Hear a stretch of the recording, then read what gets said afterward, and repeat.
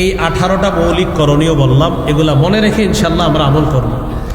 রমজান মাসের চাঁদ দেখব আমরা, চাঁদ দেখে রোজা রাখব। সহিহ বুখারীর বর্ণনা, قال رسول الله صلى الله عليه وسلم صوموا لرؤيته وافطروا لرؤيته। তোমরা চাঁদ দেখে রোজা রাখো, চাঁদ দেখে ঈদ করো। فإن غبي عليكم فأكملوا عدة 30 يوما। যদি তোমাদের কাছে আকাশ মেঘাচ্ছন্ন হয় তাহলে 30 দিন পুরা করবা। তো চাঁদ দেখে রোজা রাখবা, চাঁদ দেখে ঈদ করবা। এ হলো আমাদের 1 নম্বর করণীয়। সামনে রমজান মাস আসবে, চাঁদ দেখবো আমরা। 2 নম্বর করণীয়, চাঁদ দেখে দোয়া পড়া। তিরমিজির হাদিস 3451 নম্বর হাদিস, তলহা রাদিয়াল্লাহু তাআলা আনহুর বর্ণনা। তিনি বলেন, রাসূলুল্লাহ সাল্লাল্লাহু আলাইহি সাল্লাম যখন চাঁদ দেখতেন তখন এই দোয়াটি পড়তেন, আল্লাহুম্মা আহিল্লাহু আলাইনা বিল ইয়ুমনি ওয়াল ঈমান ওয়াস সালামাতি ওয়াল ইসলাম রব্বি ওয়া রাব্বুকাল্লাহ। পড়ি আমরা, আল্লাহুম্মা আহিল্লাহু আলাইনা বিল ইয়ুমনি ওয়াল ঈমান ওয়াস সালামাতি ওয়াল ইসলাম রব্বি ওয়া রাব্বুকাল্লাহ। আমরা চাঁদ দেখার পরে এই দোয়াটা পড়ব। 3 নম্বর করণীয়, রমজান মাস শুরু হয়ে যাবে যে ওই রাতে আমরা তারাবির সালাত আদায় করব। রমজান শুরু হয়ে যাবে, ওই রাতে আমরা তারাবির সালাত আদায় করব। নাসাইর বর্ণনা 2106 নম্বর হাদিসের বর্ণনা, قال رسول الله صلى الله عليه وسلم إذا كان أول ليلة من شهر رمضان فتحت أبواب الجنة وغلقت أبواب النار। রমজানের প্রথম রাত যখন শুরু হয় জান্নাতের সবগুলা দরজা খুলে দেওয়া হয়, জাহান্নামের সবগুলা দরজা বন্ধ করে দেওয়া হয়। প্রথম রাত যখন শুরু হলো, ওয়াসুফিদাতিশ শায়াতিন, শয়তানকে শিকলে বন্দী করা হয়, শয়তানকে শিকলে বন্দী করা হয়। এরপরেও রমজানে গুনাহ কেন করি আমরা? অভ্যাসগত গুনাহ করি। ওই 11 মাসের অভ্যাস, রমজানে সেই অভ্যাসগত গুনাহ আমাদের হয়ে যায়। তো রাত্রি শুরু হয়ে গেল, রমজান মাস শুরু হলো, প্রথম রাতে তারাবির নামাজ আদায় করবেন। সহিহ বুখারীর বর্ণনা 1902 নম্বর হাদিস, 1902, قال رسول الله صلى الله عليه وسلم من قام رمضان إيمانا واحتسابا غفر له ما تقدم من ذنبه। রাসূলুল্লাহ সাল্লাল্লাহু আলাইহি ওয়াসাল্লাম বলেন, যে ব্যক্তি ঈমানের সাথে এবং সওয়াবের আশায় রাতের বেলা সালাত আদায় করবে, রমজানে রাতের বেলা সালাত আদায় করবে, তারাবির সালাত আদায় করবে, অতিরিক্ত নামাজগুলা পড়বে, তার আগের সবগুলা গুনাহ মাফ করে দেওয়া হবে। তাহলে প্রথম রাতে 3 নম্বর করণীয় আমাদের কি পড়া? তারাবি। 1 নম্বর আমরা চাঁদ দেখব, 2 নম্বর দোয়া পড়ব, 3 নম্বর তারাবি পড়ব, 4 নম্বর কোরআন তেলাওয়াত করা, তারাবির নামাজে কোরআন তেলাওয়াত করা।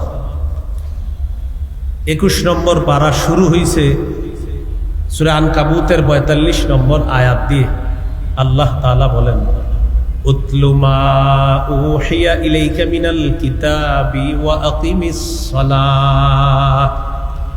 উতলু মা উহিয়া ইলাইকা মিনাল কিতাব, নবী আপনার কাছে কিতাবের যে ওহী আসে এটা আপনি তেলাওয়াত করেন। আমাদের নবীকে আল্লাহ তেলাওয়াত করার হুকুম করলেন, আমরা তেলাওয়াত করব। বলি ইনশাআল্লাহ। নিয়মিত 3টি আমল করার চেষ্টা করব সবাই। কয়টি? নিয়মিত মরণ পর্যন্ত যতদিন আমাদের শরীর ঠিক থাকবে, সুস্থ থাকব, সুস্থ মস্তিষ্কে আমরা দুনিয়াতে আল্লাহ যতদিন আমাদেরকে রাখবেন, নিয়মিত কয়টি কাজ অবশ্যই করার চেষ্টা করব। বলেন, কোরআন তেলাওয়াত, 5 ওয়াক্ত নামাজ, সাধ্য অনুযায়ী দান সদকা, 1 নাম্বার। 2 নাম্বার, 3 নাম্বার দান সদকা। সূরা ফাতিরের 30 নম্বর আয়াতে আল্লাহ বলেন, 29-30 নম্বর আয়াতে আল্লাহ বলেন, ইন্নাল্লাযীনা ইয়াতলুনা কিতাবাল্লাহ ওয়া আকামুস সালাহ ওয়া আনফাকু মিম্মা রাযাকনাহুম সিররাও ওয়া আলানিয়াহ ইয়ারজুনা তিজারাতান লান তাবুর। নিশ্চয়ই যারা কোরআন তেলাওয়াত করবে, ওয়া আকামুস সালাহ, নামাজ কায়েম করবে, ওয়া আনফাকু মিম্মা রাযাকনাহুম সিররাও ওয়া আলানিয়া, যারা গোপনে প্রকাশ্যে আল্লাহর রাস্তায় দান করবে, ইয়ারজুনা তিজারাতান লান তাবুর, তারা এমন ব্যবসার কামনা করে যে ব্যবসায় কোনো লস নাই, লাভ আর লাভ, যে ব্যবসা কখনো ধ্বংস হবে না। নিয়মিত কোরআন তেলাওয়াত, নিয়মিত 5 ওয়াক্ত নামাজ, নিয়মিত আল্লাহর রাস্তায় দান করা, এর 1 নাম্বার উপকার, এই ব্যবসায় কোনো লস নাই। 2 নাম্বার উপকার, লিইউয়াফিয়াহুম উজুরাহুম, আল্লাহ যেন তাদেরকে পরিপূর্ণ প্রতিদান দান করেন। আল্লাহ এই 3 গুণ সম্পন্ন মানুষকে পরিপূর্ণ প্রতিদান দিবেন। 3 নাম্বার, ওয়ায়াজিদাহুম মিন ফাদলি, আল্লাহ তাদেরকে আপন অনুগ্রহ, ইয়াজিদাহুম, তাদেরকে বৃদ্ধি করে দিবেন, ভরপুর দান করবেন, প্রতিনিয়ত তাদেরকে অনুগ্রহ বাড়াইতেই থাকবেন।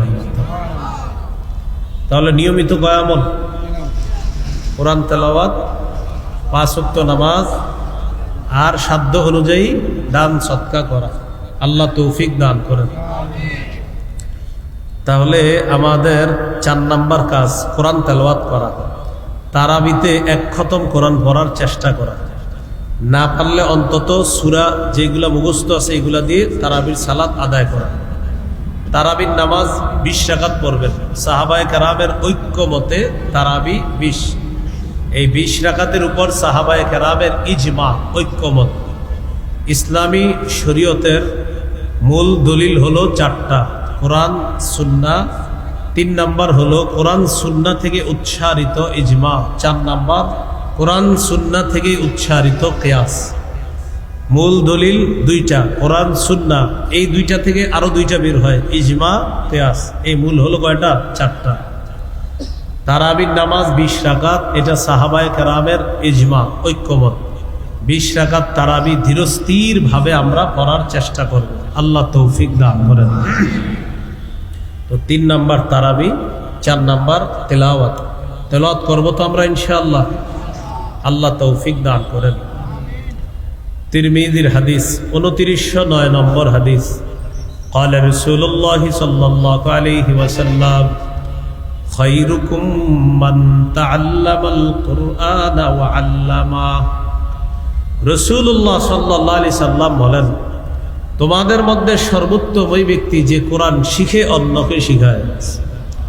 তিরমিজির 2910 নম্বর হাদিস, قال رسول الله صلى الله عليه وسلم من قرأ حرفا من كتاب الله فله به حسنة والحسنة بعشر أمثالها।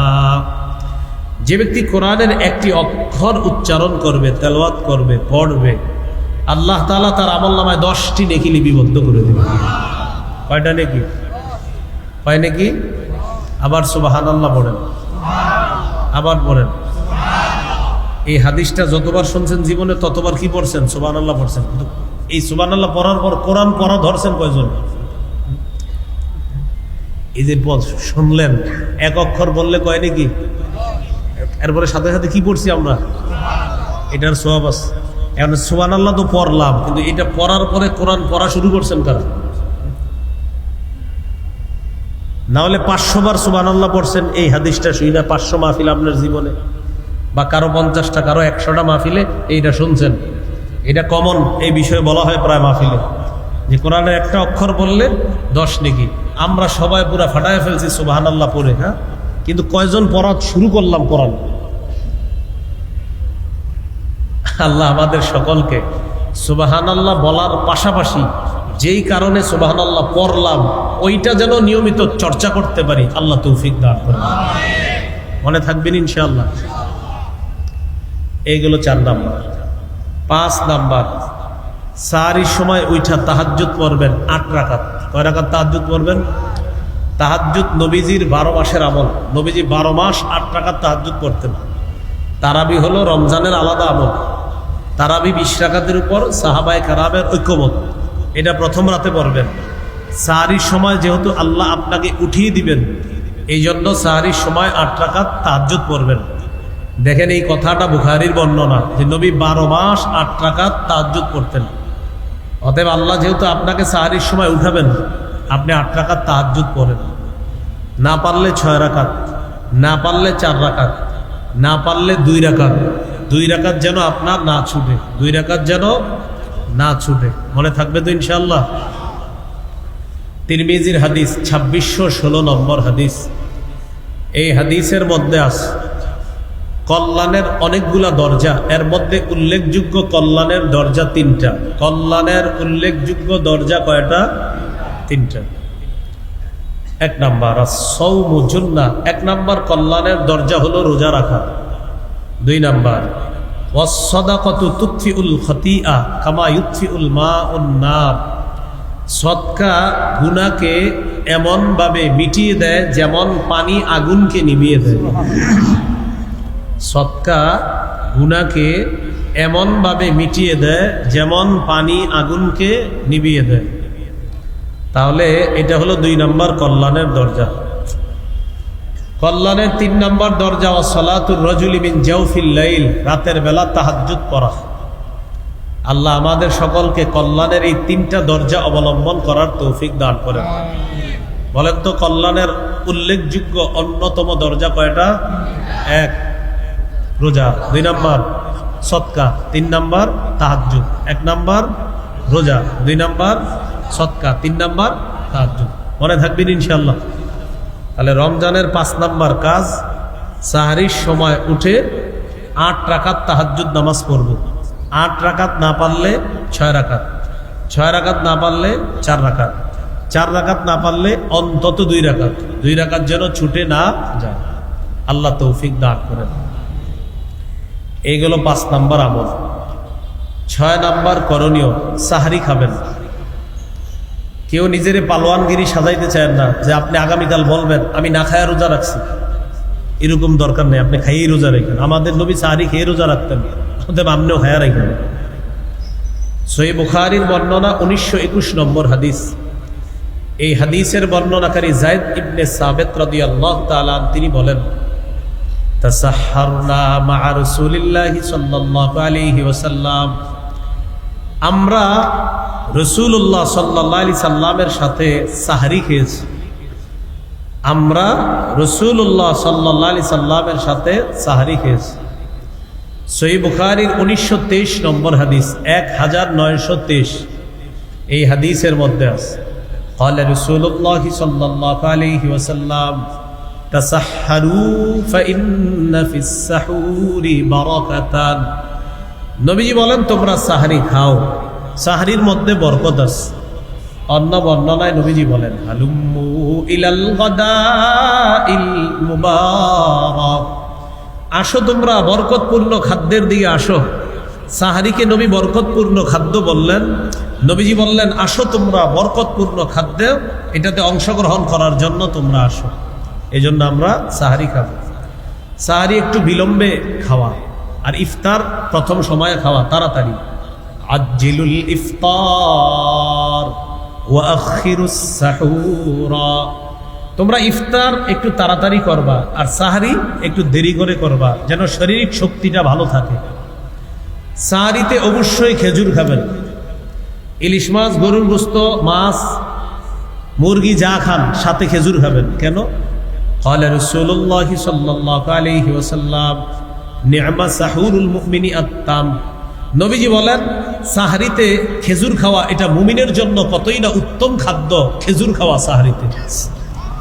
তাহলে সাহরির সময় মুমিন খেজুর খাওয়া এটা উত্তম খাদ্য।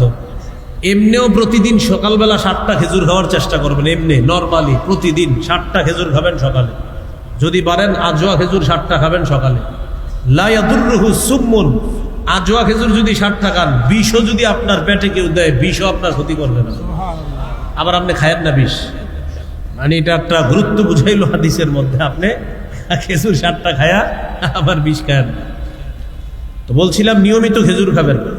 খেজুর, মধু, কালিজিরা এগুলো ঘরে রাখবেন সবসময়। খেজুর, মধু, কালিজিরা এগুলো ঐতিহ্য। বাচ্চাকে যতটুকু পারেন নিয়মিত একটু একটু খেজুর খাওয়াবেন সন্তানদেরকে। মেধা বাড়বে, মেধা ভালো থাকবে। আল্লাহ আমাদেরকে কথাগুলো মনে রাখার তৌফিক দান করেন।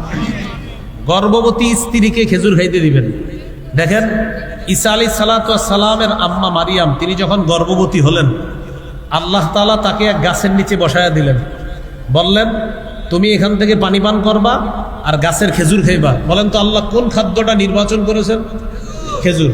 তাহলে খেজুর কত খাদ্য ছিল, কিন্তু আল্লাহ কোন খাদ্য নির্বাচন করছে? খেজুর।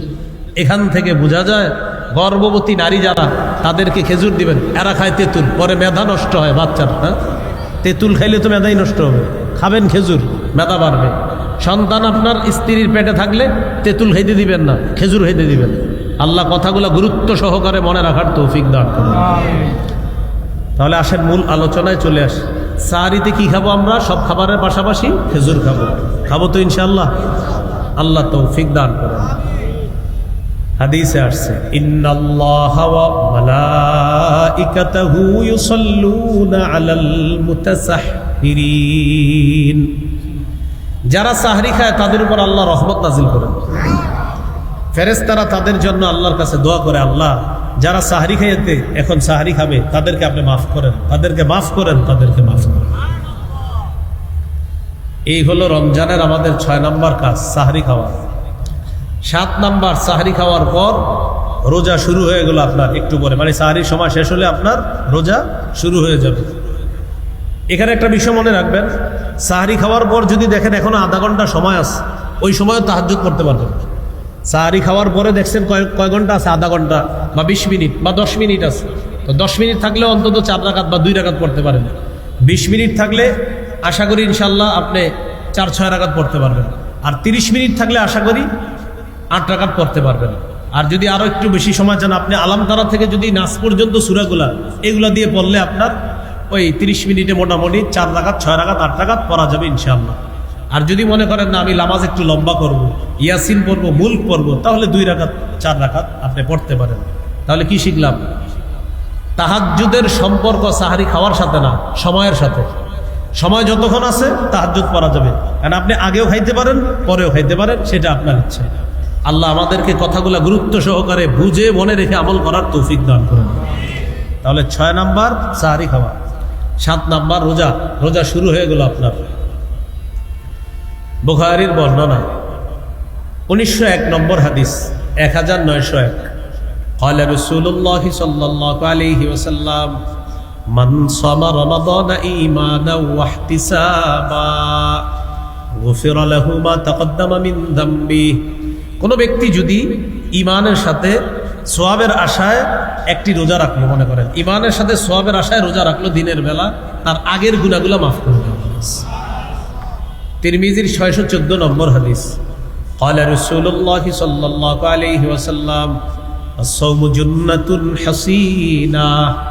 রোজা হলো জাহান্নাম থেকে বাঁচার জন্য মজবুত ঢাল। মজবুত ঢাল, জাহান্নাম থেকে বাঁচার জন্য মজবুত ঢাল হলো রোজা। মনে থাকবেন ইনশাআল্লাহ। ভাই আপনাদেরকে একটা কথা বলি, তিরমিজির 723 নম্বর হাদিসে আসছে, কেউ যদি ইচ্ছাকৃতভাবে একটা রোজা ভেঙে ফেলে, ইচ্ছাকৃতভাবে একটা রোজা রাখলো না, সে যদি সারা জীবনও রোজা রাখে ওই একটার মতো হবে না। যদিও কাফারা 60টা রোজা, কিন্তু আপনি রাখলেন 60টা মনে করেন, কিন্তু নবীজি বলেন এটা তো একটা নিয়ম, এটা নিয়ম করা হলো যে একটা কাফারা, যে মোটামুটি তোমার একটা পানিশমেন্ট, এটা কাফারা পানিশমেন্ট, মানে এটা একটা তোমার কাফারা হয়ে গেল। কিন্তু একটা ব্যক্তি যদি একটা রোজা ইচ্ছাকৃতভাবে ভাঙে, যে না রাখে, সারা জীবনের রোজাও যদি সে রাখে, যোগের পর যোগ রোজা রাখবে, একটার ঘাটতি পূরণ হয় না। যদিও 60টা কাফারা আছে, কিন্তু কি একটার ঘাটতি পূরণ হওয়া সম্ভব না। এই জন্য রোজা কেউ ভাঙেন না, আল্লাহর হস্তে কেউ রোজা ভাঙবো না, বলেন ইনশাআল্লাহ। এই হলো 7 নাম্বার, রোজা রাখবো। 8 নাম্বার, দান করা। সহিহ বুখারীর 6 নম্বর হাদিসের বর্ণনা, কানা রাসূলুল্লাহ সাল্লাল্লাহু আলাইহি ওয়াসাল্লাম আজওয়াদান নাস ওয়া কানা আজওয়াদা মা ইয়াকুলু ফি রমাদান হিনা ইয়ালকাহু জিবরিল। এই পৃথিবীতে যত মানুষ আছে, সব মানুষের মধ্যে সর্বশ্রেষ্ঠ দানশীল ছিলেন মুহাম্মদ সাল্লাল্লাহু আলাইহি ওয়াসাল্লাম। রমজান মাসে নবীজির দান করাটা আরো বেড়ে যেত, এই জন্য আমরা দান করব। সূরা মুনাফিকুনের 10 নম্বর আয়াতে আল্লাহ বলেন, وَأَنفِقُوا مِمَّا رَزَقْنَاكُم مِّن قَبْلِ أَن يَأْتِيَ أَحَدَكُمُ الْمَوْتُ। আল্লাহ তাআলা বলেন, তোমাদের কারো কাছে মৃত্যু আসার আগেই তোমরা আমার দেওয়া রিজিক থেকে খরচ করো। তোমাদের কাছে মৃত্যু আসার আগে আমার দেয়া রিজিক থেকে তোমরা খরচ করো, দান করো। তাহলে রমজান মাসে ইনশাআল্লাহ দান করব, বলেন ইনশাআল্লাহ। এগুলো 8 নাম্বার। 9 নাম্বার করণীয়, বলেন নফল ইবাদত বেশি বেশি করব। বলেন ফরজ তো ছাড়ার প্রশ্নই আসে না, নফল ইবাদত বাড়িয়ে দিব। তাহলে রমজান মাসে ফরজ তো ছাড়ার প্রশ্নই আসে না, নফল ইবাদত কি করব? বাড়িয়ে দিব। করবো তো ইনশাআল্লাহ। আবু দাউদের 864 নম্বর হাদিস, এই হাদিসের মধ্যে আছে, ক্বালা রাসূলুল্লাহ সাল্লাল্লাহু আলাইহি ওয়াসাল্লাম, ইন্না আউওয়ালা মা ইউহাসাবুন নাসু বিহি ইয়াউমাল কিয়ামাতি মিন আমালিহিম আস-সালাহ। কিয়ামতের ময়দানে, কিয়ামতের দিন মানুষের আমলের মধ্যে সর্বপ্রথম হিসাব হবে নামাজের। কিয়ামতের দিন মানুষের আমলের মধ্যে সর্বপ্রথম হিসাব হবে নামাজের। আর বান্দার হকের ক্ষেত্রে সর্বপ্রথম হিসাব হবে রক্তের। আমি ওনারে একটা ঘুষি মারছি, এটা বান্দার হক নষ্ট করা। আমি তার রক্তপাত ঘটাইছি, এটা বান্দার হক নষ্ট করা। আল্লাহর হকের ক্ষেত্রে সর্বপ্রথম হিসাব হবে নামাজের, আর বান্দার হকের ক্ষেত্রে সর্বপ্রথম হিসাব হবে রক্তের। ভাই, আল্লাহর হকের ক্ষেত্রে সর্বপ্রথম হিসাব হবে নামাজের, আর বান্দার হকের ক্ষেত্রে সর্বপ্রথম হিসাব হবে রক্তের। একজন আরেকজনের রক্তপাত ঘটাইছে অন্যায়ভাবে, এটার হিসাব হবে। তো যাই হোক, কিয়ামতের ময়দানে সর্বপ্রথম আমলের মধ্যে নামাজের হিসাব হবে। তো নামাজের হিসাব যখন হবে, ফাইন কানাত তাম্মা কুতিবাত লাহু তাম্মা। নামাজ যদি পরিপূর্ণ হয় তাহলে লেখা হবে পরিপূর্ণ। সুবহানাল্লাহ। নামাজ যদি পরিপূর্ণ হয় লেখাও হবে পরিপূর্ণ। ওয়া ইন কানা ইনতাকাসা মিনহা শাইআ। ফরজের মধ্যে যদি কিছু ঘাটতি হয়ে যায়, কিছু ত্রুটি হয়ে যায়, ফরজের মধ্যে কিছু ঘাটতি হয়ে যায়, ফরজ নামাজের মধ্যে আমাদের দ্বারা অসতর্কতা বশত কিছু অলসতা যদি হয়ে যায়, এই ফরজের ঘাটতি যদি হয়ে যায়, ইয়াকুলু রাব্বুনা তাবারাকা ওয়া তাআলা লিমালাইকাতিহি, আল্লাহ তাআলা ফেরেশতাদেরকে বলবেন, উনজুরু ফি সালাতি আবদি। আল্লাহ ফেরেশতাদেরকে বলবেন, আমার বান্দার নামাজগুলোর প্রতি একটু লক্ষ্য করো, দেখো তো আমার বান্দার নামাজের মধ্যে কেমন আছে, এগুলো একটু দেখো। আতিম্মু ফরিদাতাহু মিন তাতাব্বুইহি, তার নফলের মাধ্যমে ফরজের ঘাটতি পূরণ করে দাও। তাহলে রমজান মাসে নফল ইবাদতের মাত্রা বাড়িয়ে দিব, বলেন ইনশাআল্লাহ। 10 নাম্বার করণীয়, ভালো কাজ যত বেশি করব। 10 নাম্বার, ভালো কাজ বেশি বেশি করব। সূরা কাহফের মধ্যে আল্লাহ বলেন, ইন্নাল্লাযীনা আমানু ওয়া আমিলুস সালিহাত কানাত লাহুম জান্নাতুল ফিরদাউসি নুজুলা। নিশ্চয়ই যারা ঈমান আনে, নেক কাজ করে, তাদের জন্য মেহমানখানা হিসাবে জান্নাতুল ফিরদাউস। ঈমান আনে, নেক কাজ করে, মেহমানখানা হিসাবে জান্নাতুল ফিরদাউস। সূরা কাহফের 110 নম্বর আয়াতে আল্লাহ বলেন, ফামান কানা ইয়ারজু লিকাআ রাব্বিহি ফালইআমাল আমালান সালিহা। যে ব্যক্তি তার রবের সাক্ষাৎ কামনা করে সে যেন নেক কাজ করে। ওয়ালা ইউশরিক বিইবাদাতি রাব্বিহি আহাদা, তার রবের ইবাদতে যেন কাউকে শরীক না করে। সূরা তাগাবুনের 9 নম্বর আয়াত, 28 পারা 16 নম্বর পৃষ্ঠা আল্লাহ বলেন, ওয়ামাই ইউমিন বিল্লাহ ওয়া ইয়ামাল সালিহা ইউকাফির আনহু সাইয়্যাতিহি ওয়া ইউদখিলহু জান্নাতিন তাজরি মিন তাহতিহাল আনহার খালিদিনা ফিহা আবাদা যালিকাল ফাউজুল আযীম। যারা আল্লাহকে বিশ্বাস করে, নেক কাজ করে, আল্লাহ তার আগের সমস্ত গুনাহগুলো মিটিয়ে দিবে, মাফ করে দিবে, সব মাফ করে দিবে। তাকে এমন বাগান সমূহে প্রবেশ করাবেন যেই বাগানের পাদদেশ দিয়ে নহর সমূহ, ঝর্ণা ধারা প্রবাহিত হবে, সেথায় তারা চিরকাল অবস্থান করবে। এটাই চূড়ান্ত সফলতা। তাহলে 10 নাম্বার ভালো কাজ বেশি করা। 11 নাম্বার বলেন বেশি বেশি দোয়া করা। কি করা? আমিও আপনাদের জন্য দোয়া করব, আপনারাও আমার জন্য করবেন। করব তো ইনশাল্লাহ? সবাই সবার জন্য করব ইনশাল্লাহ। সবাই সবার আত্মীয় স্বজনের জন্য দোয়া করব ইনশাআল্লাহ। হাদিসে আছে, ওয়ালিল্লাহি উতাকাউ মিনান নার ওয়া যালিকা ফি কুল্লি লাইলা।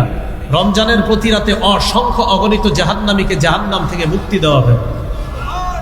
তো দোয়া করবেন, আল্লাহ আমার কেউ জাহান্নামী আছে কিনা আমার জানা নাই, আল্লাহ থেকে থাকলে আপনি মুক্তির ব্যবস্থা করে দেন। দোয়াটা করা যাবেন ইনশাআল্লাহ। আর 2টি দোয়া বেশি বেশি করবেন, পড়ি আমার সাথে। আল্লাহুম্মা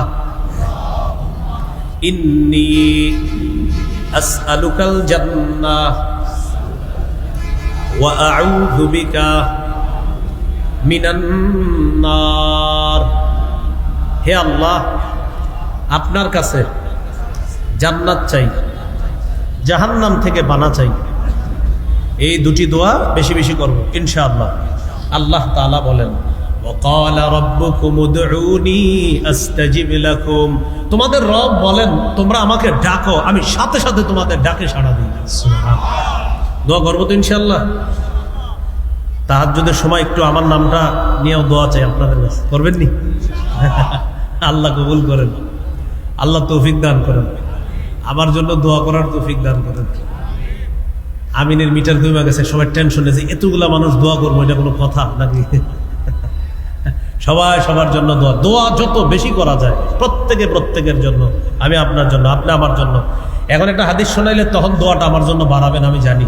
হাদিসে আসছে কেউ যদি অপরের জন্য দোয়া করে, আমি যদি বলি আল্লাহ গাজী সাহেবকে আপনি মাফ করে দেন, বলেন আমিন। আমি যদি বলি আল্লাহ তাদেরকে আপনি মাফ করে দেন, তারা অনুপস্থিত, আল্লাহ গাজীপুরের অমুককে আপনি মাফ করেন, আমি বললাম অমুকের জন্য, একজন ফেরেশতা বলে আল্লাহ আপনি তাকে মাফ করেন। এই আমার কাঁধের কাছে একজন ফেরেশতা থাকে, আমি যখন বলি আল্লাহ অমুককে আপনি মাফ করেন, ফেরেশতা বলে আল্লাহ আপনি তাকে মাফ করেন, তাকে মাফ করেন। তাহলে এবার বুঝেন করবেন নি দোয়া? যত দোয়া করবেন ফেরেশতা আপনার জন্য ততবার দোয়া করবে। আল্লাহ আমাদের সকলকে কথাগুলো মনে রাখার তৌফিক দান করেন। 11 নম্বর করবেন। 12 নম্বর জিকির করা। কি করা? 4টি জিকির বেশি বেশি করার চেষ্টা করবেন। ক্বালা রাসূলুল্লাহি সাল্লাল্লাহু আলাইহি ওয়াসাল্লাম আহাব্বুল কালামি ইলাল্লাহি আরবাউন। রাসূলুল্লাহ সাল্লাল্লাহু আলাইহি সাল্লাম বলেন, আল্লাহর কাছে সবচেয়ে পছন্দের বাক্য হলো 4টি। সবচেয়ে পছন্দের বাক্য কয়টি? সুবহানাল্লাহ, আলহামদুলিল্লাহ, লা ইলাহা ইল্লাল্লাহ, আল্লাহু আকবার। তাহলে সবাই সুবহানাল্লাহ, আলহামদুলিল্লাহ, লা ইলাহা ইল্লাল্লাহ, আল্লাহু আকবার। এবার আমার সাথে বলেন বিশুদ্ধ ভাবে, বিশুদ্ধ উচ্চারণে, ধীরস্থির ভাবে এই 4টি জিকির আমরা করব ইনশাআল্লাহ। অশুদ্ধ ভাবে, অশুদ্ধ উচ্চারণে, তাড়াতাড়ি, তাহলে বিশুদ্ধভাবে, বিশুদ্ধ উচ্চারণে আর ধীরস্থিরভাবে, তাড়াহুড়া করেন। আপনি সুবহানাল্লাহ 10 বার পরে আস্তে আস্তে সুবহানাল্লাহ সুবহানাল্লাহ সুবহানাল্লাহ। রমজানে রাতে একা একা এইভাবে আস্তে আস্তে পড়েন, দেখবেন কি মজা লাগে, আল্লাহ মজা দিয়ে দেবেন ইনশাআল্লাহ। তাহলে 12 নাম্বার জিকির করা, করবো তো ইনশাআল্লাহ। 13 নাম্বার ইফতার করা, এ তো সারাদিন কাটাইলেন, রোজা শেষ করবেন, এখন 13 নাম্বার ইফতার করা। 14 নাম্বার ইফতার করানো, 13 নাম্বার ইফতার করা, 14 নাম্বার ইফতার করানো। আপনার প্রতিবেশী যদি ধনীও হয়, তার জন্য মাঝে মাঝে ইফতার পাঠাবেন। গরিবদেরকে তো পাঠাবেনি, ধনী প্রতিবেশীকেও পাঠাবেন, রোজাদারকে ইফতার করানোর সব কামাই করার জন্য, হ্যাঁ পাঠাবেন। তাহলে 13 ইফতার করা, 14 ইফতার করানো। 15 নাম্বার ইফতারের সময় দোয়া করা। তিরমিজির 3598 নম্বর হাদিসের বর্ণনা, قال رسول الله صلى الله عليه وسلم ثلاثة لا ترد دعوتهم, 3 ব্যক্তির দোয়া ফেরত দেওয়া হয় না। 1 নাম্বার الصائم حتى يفطر, রোজাদার যখন ইফতারের সময় দোয়া করে তার দোয়া ফেরত দেওয়া হয় না। 2 নাম্বার ওয়াল ইমামুল আদিল, ন্যায়পরায়ণ পুরুষ শাসকের দোয়া ফেরত দেওয়া হয় না। ন্যায়পরায়ণ পুরুষ শাসকের দোয়া ফেরত দেওয়া হয় না। 3 নাম্বার ওয়া দাওয়াতুল মাজলুম, মাজলুমের দোয়া ফেরত দেওয়া হয় না। 3 ব্যক্তির দোয়া ফেরত দেওয়া হয় না। রোজাদারের দোয়া 2 নাম্বার, ওই ব্যক্তির দোয়া যে ন্যায়পরায়ণ পুরুষ শাসকের দোয়া 3 নাম্বার, মাজলুমের দোয়া ফেরত দেওয়া হয় না। তাহলে আমরা সবাই সবার জন্য দোয়া করবো তো ইনশাআল্লাহ। দোয়ার নিয়ম হলো প্রথমে নিজের জন্য করবেন, এরপরে যারা আপনজন তাদের জন্য, এরপরে যারা আপন তাদের জন্য, এরপরে যারা তাদের জন্য, এরপর অন্যদের জন্য। আর মনে রাখবেন, অনুপস্থিত যারা তাদের জন্য যতবার দোয়া করবেন, ফেরেশতা আপনার জন্য ততবার দোয়া করবেন। আল্লাহ আমাদেরকে কথাগুলা মনে রাখার তৌফিক দান করেন। 16 নাম্বার ইতিকাফ করা। 17 নাম্বার লাইলাতুল কদর তালাশ করা। লাইলাতুল কদর বললাম 17 নম্বরে, আর 16 বললাম ইতিকাফ করা শেষ দশকে। যারা লাইলাতুল কদর পেতে চান সহজে, তাদের সহজ উপায় হলো ইতিকাফ করা। সহজ উপায় কি করা? ইতিকাফ করা। সহিহ বুখারীর বর্ণনা 2033 নম্বর হাদিস। এই হাদিসের মধ্যে আসছে রাসূলুল্লাহ সাল্লাল্লাহু আলাইহি সাল্লামের স্ত্রী আয়েশা সিদ্দিকা রাদিয়াল্লাহু তাআলা আনহা বলেন, কানা রাসূলুল্লাহ সাল্লাল্লাহু আলাইহি ওয়াসাল্লাম ইয়াতাকিফু ফিল আশরিল আওয়াখির মিন রমাদান। রাসূলুল্লাহ সাল্লাল্লাহু আলাইহি সাল্লাম রমজানের শেষ দশকে ইতিকাফ করতেন। আর ইতিকাফ করলে 17 নাম্বার লাইলাতুল কদরটা সহজে পেয়ে যাবেন। সূরা কদরের 3 নম্বর আয়াতে আল্লাহ বলেন, লাইলাতুল কদরি খায়রুম মিন আলফি শাহ, কদরের রাত্রি 1000 মাসের চাইতে উত্তম। 21, 23, 25, 27, 29 বেজুর রাত্রিগুলোতে লাইলাতুল কদর তালাশ করা। বুখারী একটা বর্ণনা, ইবনে আব্বাস রাদিয়াল্লাহু তাআলা আনহুমার বর্ণনা, তিনি 24তম রাতের কথাও বলছেন। কত? 24, 21, 23। ইবনে আব্বাসের একটা বর্ণনা আছে, উনি বুখারীর বর্ণনা, উনি বলছে কত? 24ও বলছে। তাহলে 21, 23, 24, 25, 27, 29 এই রাত্রিগুলোতে আমরা লাইলাতুল কদর তালাশ করব। বলেন ইনশাআল্লাহ। 18 নাম্বার সদকাতুল ফিতির আদায় করা। কি আদায় করা? সদকাতুল ফিতির আদায় করে দেওয়া। ওলামায়ে কেরামের সাথে পরামর্শ করে সদকাতুল ফিতিরটা আমরা আদায় করে দেওয়ার চেষ্টা করব। বলেন ইনশাআল্লাহ। এই 18টা মৌলিক করণীয় বললাম, এগুলা মনে রেখে ইনশাআল্লাহ আমরা আমল করব।